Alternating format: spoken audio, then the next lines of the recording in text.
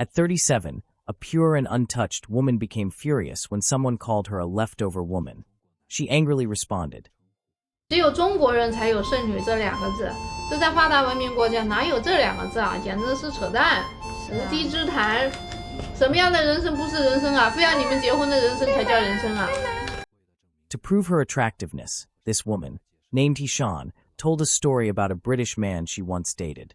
During their time together, she felt more satisfied than ever before.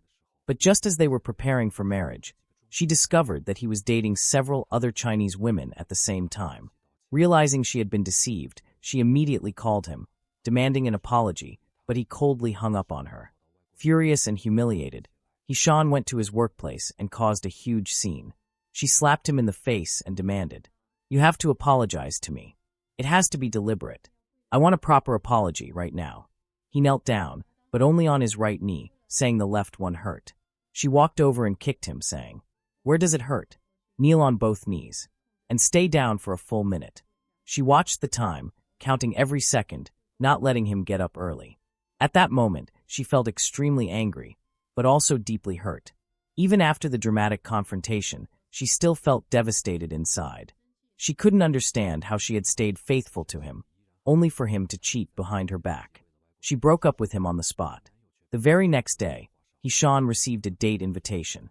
It was from a guy named Feng, who had been pursuing her for years. During all that time, he always did whatever she asked and was her most loyal simp. Feng had thought his chance was long gone, but when he heard about the breakup with the foreigner, he decided to give it one more try. When He Shan arrived at the restaurant and saw the flowers he prepared, she felt a little guilty. She knew how much he cared. But in her heart, although Feng was a good man, he was not her ideal match. To gently turn him down, He Shan brought him to her newly bought luxury car, hoping he'd realize the gap between them. At that moment, Feng lost all hope. He realized it was time to let go of this love that would never go anywhere.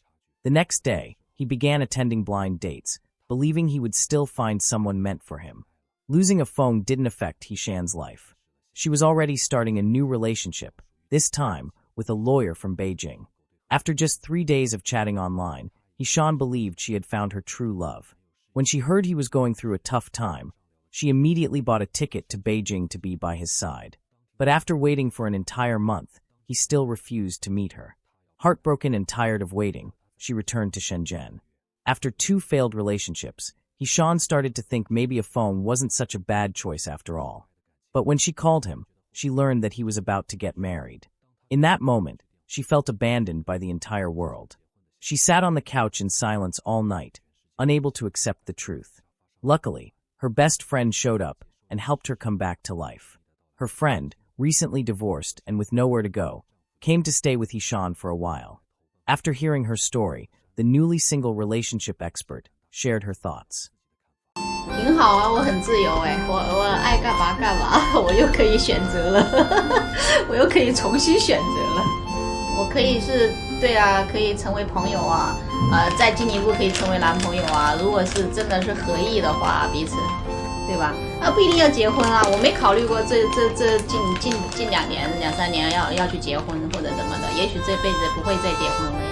After hearing those words, He Shan felt reborn, once again becoming the brave, independent leftover woman who loved herself above all else.